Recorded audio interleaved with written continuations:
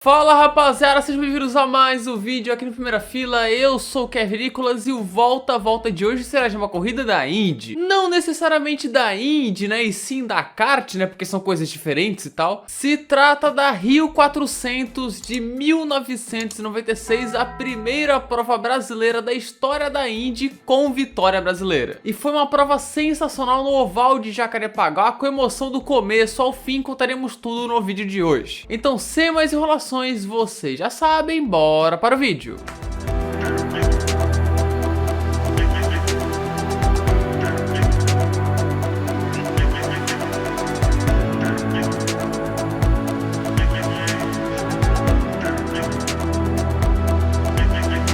Cara, antes mesmo de relembrar a temporada de 96 da kart, é preciso entender o que era a kart barra Fórmula Mundial na época. Ou melhor, a Indy no geral. Os anos 90 foram a era de ouro da kart, com a consolidação de pilotos estrangeiros na categoria, alguns deles sendo campeões. Grandes equipes como a Chip Ganassi, Penske, Newman Haas, Forsythe. Tinha Mercedes, Ford Cosworth, Honda fazendo motores, Reynard, Lola, Penske fazendo chassis. Um calendário sensacional com 5 ovais, 6 circuitos de rua, 4 permanentes, totalizando 16 provas e 15 circuitos, quase todos espetaculares em 96. Porém, 1996 também foi o ano da cisão da Indy. Ih, rapaz. Coisa que eu explico de forma detalhada em um vídeo que eu já fiz aqui no canal, é só clicar no card e veja o que é interessante. Onde as equipes brigaram com o presidente do autódromo de Indianápolis, o Tony George na época, que falou: beleza, vou criar minha própria liga. E aí ele criou a Indy Racing League, focada mais em ovais e no público dos Estados Unidos, enquanto a kart tinha um apelo cada vez maior para a internacionalização. E chegamos exatamente nisso, pois em 96 o Emerson Fittipaldi mexeu seus pauzinhos e trouxe a kart para o Brasil, que ainda era chamada de Fórmula Indy. No ano seguinte passou a ser chamada aqui de Fórmula Mundial. Como se chama? Fórmula Mundial. Fórmula Mundial. Por que le chamam assim, cabrão? Numa época que a Indy era muito popular aqui, com vários pilotos brasileiros e também com uma equipe brasileira, equipe Brahma. E essa corrida seria a Rio 400 em Jacarepaguá, que tinha saído do calendário da Fórmula 1 em 1990. Então foi feita uma reforma no circuito para a construção de um oval de 3 km, que era mais um trapézio do que um oval, com uma longa reta dos boxes remanescente do traçado da Fórmula 1, composta por 2 curvas rápidas e 2 freadas fortes nas curvas 1 e 4. Um oval bem diferente do padrão da Indy. A obra custou 15 milhões de reais, começou em novembro e terminou a tempo de sediar a corrida em março, que era a segunda etapa do campeonato. Então chegamos para o final de semana, que era festa total. Afinal, era a primeira prova sul-americana da história dos IndyCars. No Rio de Janeiro, em Jacarepaguá, o palco perfeito, com o SBT, que era quem transmitia a kart na época, fazendo uma transmissão completa, transmitindo o quali, fazendo pré-corrida, com uma grande equipe e tudo mais, e que tinha até o José na narração. E a primeira fila no treino classificatório foi da Ganassi, com Alessandro Zanardi cravando a pole position, seguido de seu companheiro e líder do campeonato,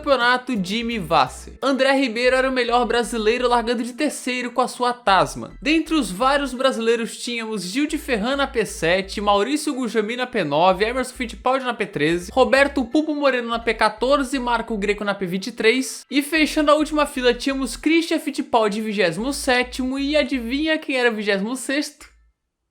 Ele mesmo, DJ Raul Boesel. Aí chegamos no dia 17 de março de 1996, domingão no Rio de Janeiro, né, expectativa grande. Nelson Piquet tava no autódromo pra zoar o Theo José. Fala pro Theo não puxar muito o saco não, que se ele fazer alguma besteira eu vou meter o pau nele depois, viu? E dar o comando de ligar os motores. Gentlemen, start your engine. Senhores, liga os seus motores.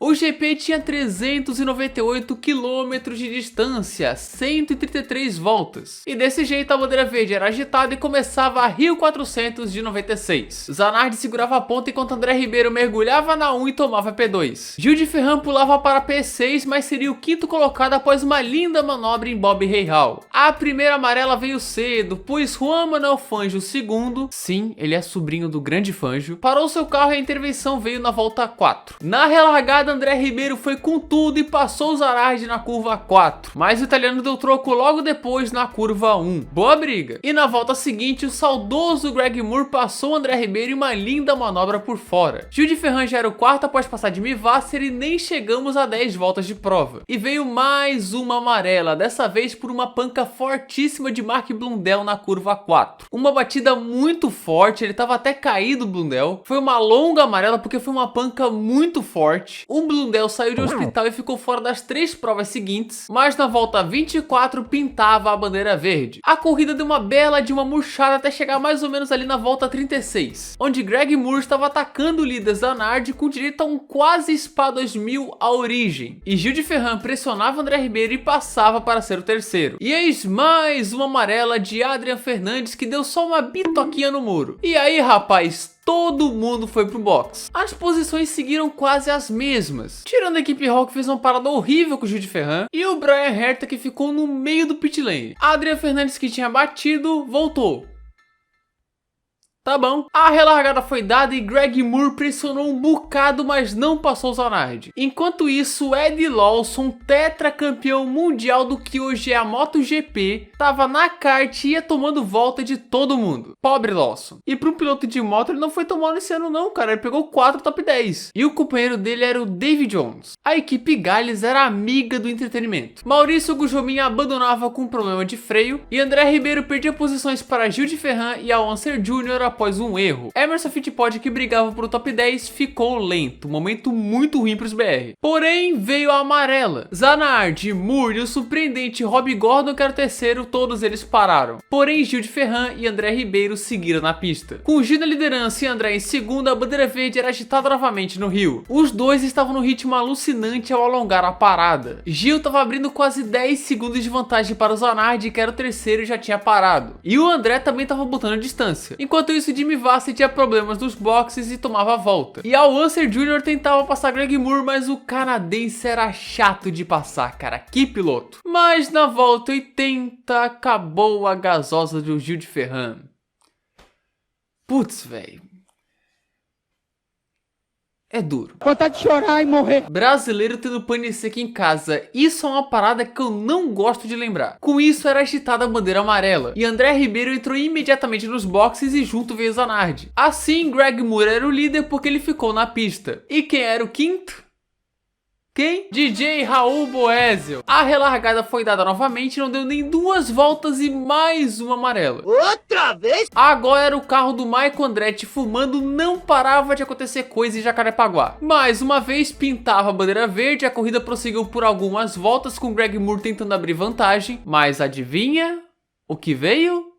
Outra amarela. E isso era um convite para o caos nos boxes. Quase todo mundo entrou, uma bagunça. E André Ribeiro, que entrou em sexto, saiu na liderança virtual de prova. André Ribeiro era o líder. Enquanto mais atrás rolavam umas videocacetadas ali com o Bob Real atropelando o pneu e depois o mecânico. A relargada foi dada pela milionésima vez, com Alex Zanardi e Gil de Ferran liderando, mas eles ainda teriam que parar. Enquanto André Ribeiro se defendia do on fire Greg Moore. Mas veio outra amarela. Pô, não é possível, cara. Pô, velho, não é possível, cara. Não deu nem 2 voltas. O motivo foi a rodada de Marco Greco após ser tocado. E aí Zanardi e Gil entraram no pit. Rob Gordon era o líder provisório e quem que vinha atrás? André Ribeiro, que na retomada de prova foi com tudo e passou o Gordon. André Ribeiro liderava o GP do Brasil da Fórmula Indy. Pô, André, acabou com a nossa alegria, cara. Que isso, velho? Greg Moore era o líder. Tava abrindo ali 1 segundo de vantagem. Uhul. Eu tô brabo, mano. O nosso Raul Boesel fritava tudo também, quase batia. Gente, eu acho que hoje não é o dia do Brasil. André é líder! Brasil é líder! Brasil é líder! André é líder no Grande Prêmio do Brasil! Greg Moore vai parando!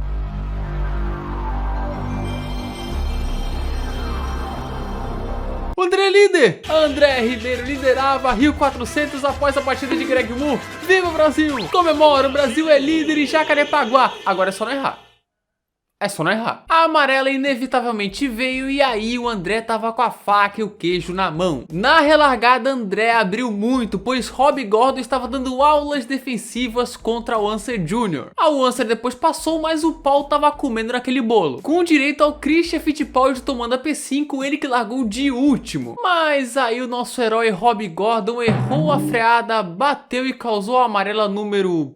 perdi a conta. E com 5 para o fim, a prova seria reiniciada. André Ribeiro mais uma vez relargou bem e abriu para cima de Al-Unser Jr. Agora era só correr pro abraço. Com a família tensa, a torcida já festejando. André Ribeiro venceu a Rio 400 em Jacarepaguá, vitória brasileira dentro de casa. Uma prova brilhante, cresceu na hora H e faturou a sua vitória mais importante na carreira. Com direito à invasão de torcida, André vibrava, festejava muito, era um momento histórico para o Brasil. Al-Unser Jr. foi o segundo, Scott Pruitt foi o terceiro, mas isso não importa, a festa era de André, era do Brasil. Um dia também histórico para o SBT que transmitiu a corrida, pois eles pegaram uma audiência de 21 pontos de média com 27 de pico, a maior da história da Índia aqui no Brasil. E também lideraram o Ibope durante a corrida, superando simplesmente a Globo. Olha que surreal, cara, uma corrida muito marcante. Virei o Alan Simon aqui por questão de segundos, inclusive salve Alan Simon, baita canal. As arquibancadas não estavam cheias, foram 30 mil de 70 mil ingressos disponíveis vendidos, mas ainda assim foi um sucesso gigantesco e que terminou de forma triunfal. O top 10 terminou desse jeito aqui: André Ribeiro, Al-Unser Jr. e Scott Pruitt no pódio, Alex Zanardi e Christian Fittipaldi no top 5 e Bob Rahal, DJ Raul Boesel, Jimmy Vasser, Roberto Moreno e Gil de Ferran fechavam o top 10. Ainda completaram a prova Emerson Fittipaldi, Marco Greco, Brian Herta, Adrian Fernandes e Juan Manuel Fangio II, que terminou até atrás de gente que abandonou. Já no campeonato, o líder agora era Scott Pruitt, que não duraria nem a corrida seguinte na ponta do campeonato. E sim, como vocês estão vendo aqui, a pontuação era baixa mesmo, não era esse absurdo da Indy hoje. Os pontos iam do primeiro ao 12º, sendo 20 para o vencedor e 1 pontinho para o 12º. E 1 ponto extra para o piloto que liderou mais voltas na corrida e também 1 ponto extra para a pole. Bem mais simples, uma pontuação até bem interessante. O ano de 96 da kart foi marcante, mas também pelo lado negativo. A US 500 de Michigan, que rivalizaria com as 500 milhas de Indianápolis no mesmo dia, foi um fiasco completo. E a temporada também, infelizmente, teve o falecimento de Jeff Krosnoff em um acidente em Toronto. O ano terminou com o Jimmy Vasser campeão, o seu único título na categoria. E a temporada teve 3 vitórias brasileiras, 2 de André Ribeiro no Rio de Janeiro e em Michigan, e uma do Gil de Ferran em Cleveland. André Ribeiro, o herói dessa corrida no Rio, foi para a Penske em 98, mas acabou tendo uma passagem fraca pela equipe de Roger Penske. No fim do mesmo ano, ele se aposentou. E infelizmente faleceu recentemente em 2021 aos 55 anos de idade, vítima de um câncer no intestino. Então fica o nosso agradecimento aí pelo André, pelos grandes momentos no automobilismo. E essa foi a marcante Rio 400 de 96. Então é isso, galera. Se você gostou desse vídeo, se inscreva aqui no canal, ative as notificações, clique no gostei, pô, clica aí, pô. E também compartilhe esse vídeo nas suas redes sociais. Não se esqueça de me seguir no Instagram, @primeirafilaf1, e também de entrar no nosso servidor de Discord. Os links estão onde? Na descrição. E manda também sugestões, o caminho está aberto aqui, então podem enviar à vontade as suas sugestões. E é isso, muito obrigado aí que assistiu o vídeo até aqui e falou!